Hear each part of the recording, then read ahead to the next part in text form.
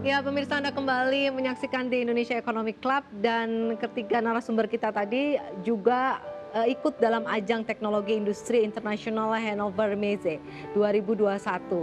Dan saya tadi seperti janji saya di awal di segmen pertama bahwa akan ada demo yang akan disampaikan oleh silakan langsung saja. Iya, makasih. Ini nah, demo apa sih sebenarnya, teknologi seperti apa sih yang diciptakan oleh Notflux ini? Iya, sebenarnya kan kalau solusi kita itu, membuat visual ya, image ataupun video menjadi bentuk data kan. Oke. Oh ada orang siapa, oh ada mobil lewat berapa, ada Mhm. orang lewat berapa, oh kerumunan ini berapa banyak, Mhm. oh ini ketinggian air kayak gimana, kurang lebih kayak gitu. Jadi mentransform dari bentuk visual ke dalam bentuk data. Oke, kita praktekin dulu deh. Siap. Nah di sini aku ngasih contoh mencoba pakai handphone yang ngasih gambar bahwa computation modelnya kita bikin seringan mungkin dan segampang mungkin diintegrasikan sehingga pakai device apapun sebenarnya jadi possible. Dan ini bisa untuk kita dipergunakan connect. oleh siapapun.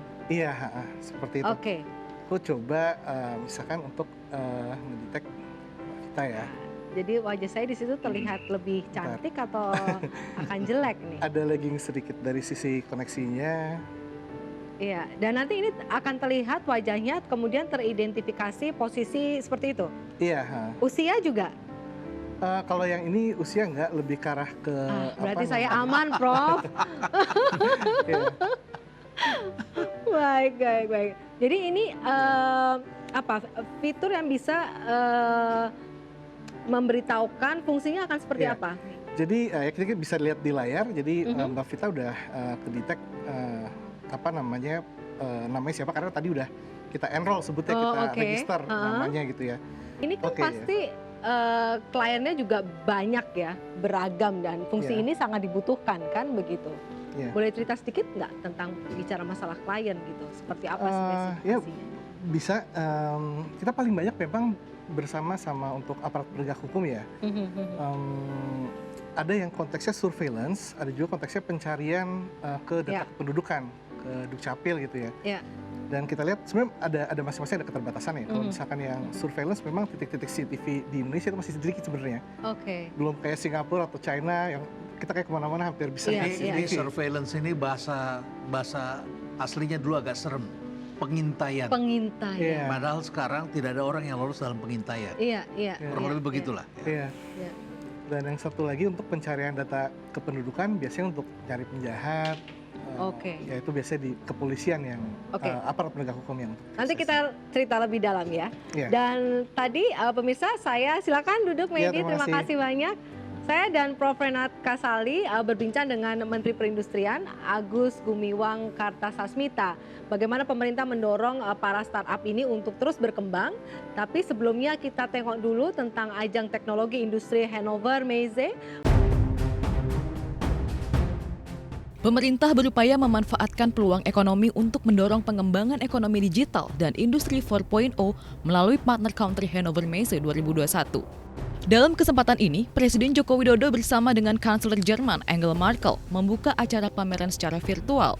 Dalam kesempatan tersebut, Presiden Jokowi menyampaikan industri 4.0 Indonesia adalah yang tercepat di Asia Tenggara. Ekonomi digital dan industri 4.0 Indonesia tercepat di Asia Tenggara. Indonesia memiliki startup sekitar 2.193, kelima terbesar di dunia. Indonesia memiliki 5 unicorn dan Indonesia bahkan telah memiliki 1 dekakon. Pemerintah optimis penerapan industri 4.0 dapat mewujudkan visi besar untuk menjadikan Indonesia bagian dari 10 negara yang memiliki perekonomian terkuat di dunia pada 2030.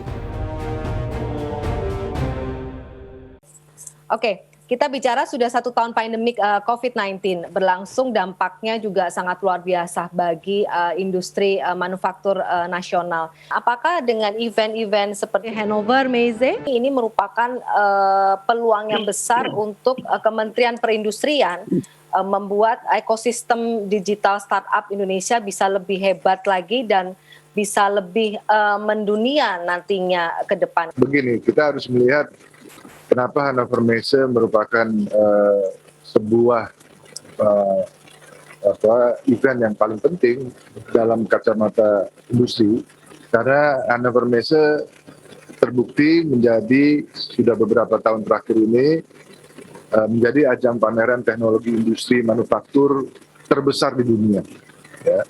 Ini bisa menjadi momentum yang penting ya untuk Indonesia bisa memacu brandingnya secara nasional, sekaligus mendorong peningkatan kapabilitas manufaktur kita.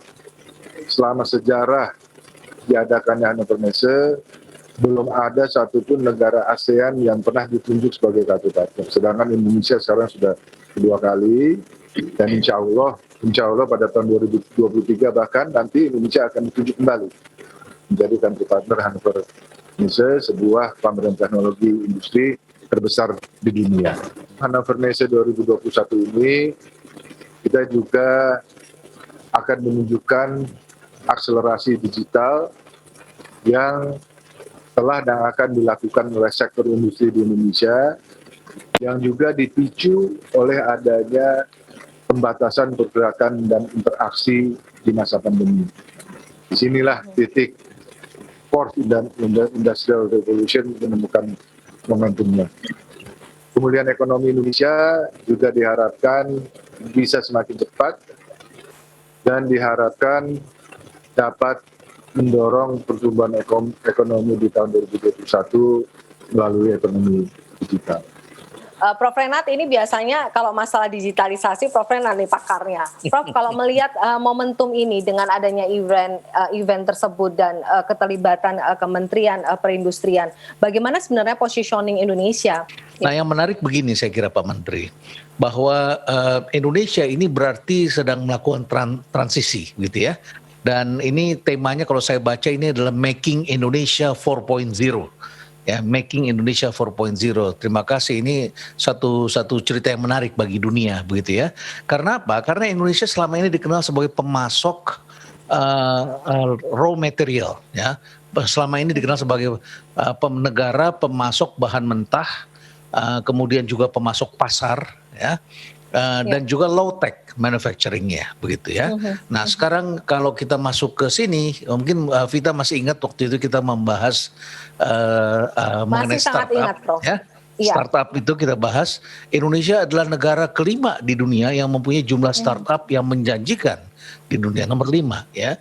Jadi ada Amerika yang tak tertandingi, kemudian UK, ketiga Kanada, keempat itu India, dan kelima Indonesia.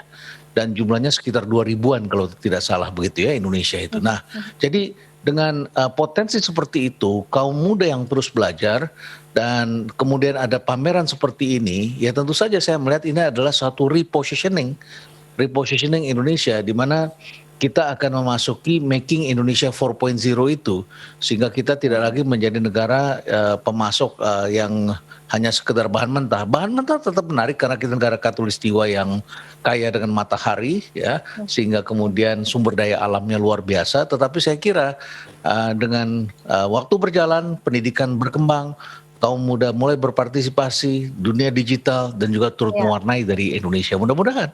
Ya. Terima kasih, Prof. Baik, Pak Menteri, kalau bicara masalah 4.0, tadi sudah disinggung sama Prof. Renat gitu, implementasi industri 4.0 sendiri, lepas dari keahlian tenaga kerja industri dalam penerapannya, apa saja sebenarnya langkah konkret yang diambil dari Kementerian Perindustrian sendiri untuk merecycling atau upcycling ya SDM industri itu sendiri, karena ini kan butuh proses.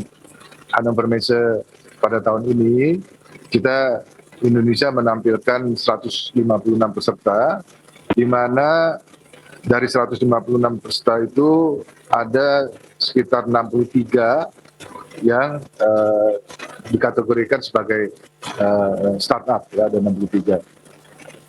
Di ekonomi digital dan industri 4.0 Indonesia, ini yang paling tercepat di Asia Tenggara, ya. Indonesia memiliki startup sekitar 2.200 startup. Ini kelima terbesar di dunia. Bahkan Indonesia sudah memiliki 5 unicorn Dan Indonesia telah memiliki satu dekakon. Ini juga merupakan bukti bahwa Indonesia punya kemampuan yang luar biasa baiknya, ya, yang tak kalah dengan negara-negara lain, khususnya negara-negara yang sudah maju. Selain itu, untuk menjawab berkaitan dengan ekosistem, itu berdasarkan laporan e-Ekonomi Southeast Asia 2020 dari Google, Temasek dan Bain, ini dinyatakan bahwa ekonomi digital Indonesia tumbuh 11%, ya, di tengah kondisi pandemi dibandingkan pada tahun 2019. Dan untuk memacu pemanfaatan teknologi industri 4.0, kami di Kementerian Perindustrian, khususnya juga untuk mendorong para startup untuk tumbuh, kami memiliki program yang disebut dengan Startup for Industry. Sekali lagi, Startup for Industry, ini program kita sebagai stimulan untuk mendorong terbentuknya ekosistem solusi teknologi yang bisa menjembatani kebutuhan industri dan masyarakat dengan teknologi provider yang ada di Indonesia. Dalam waktu dekat kami akan meresmikan apa yang disebut dengan Pusat Inovasi Digital Industri 4.0 atau yang disingkat dengan PD.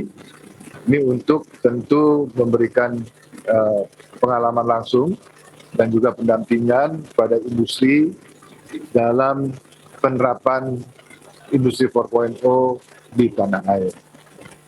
Kami juga secara khusus mempunyai program untuk mendorong industri kecil dan menengah bisa masuk dan beradaptasi terhadap teknologi digital, penguatan agar IKN bisa masuk ke teknologi digital dengan mengembangkan beberapa program dan perindustrian seperti program e-Smart IKN, program Smart Sentra, program Smart Packaging Center, program Smart IKN.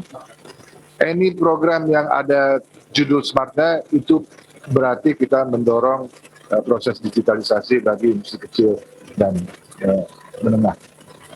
Ya, luar biasa sekali Pak Menteri. Ternyata banyak sekali event-event yang nanti juga akan diselenggarakan, bahkan ada alokasi tempatnya gitu ya untuk Kementerian Perindustrian sudah menyediakan bagi startup Indonesia. Terima kasih banyak waktunya Pak Menteri. Nanti kami akan join lagi ke studio, akan melanjutkan obrolan dengan teman-teman startup di studio. Terima kasih banyak waktunya Pak Menteri. Terima kasih Pak Menteri. Terima kasih Prof. Renal. Terima kasih sehat selalu.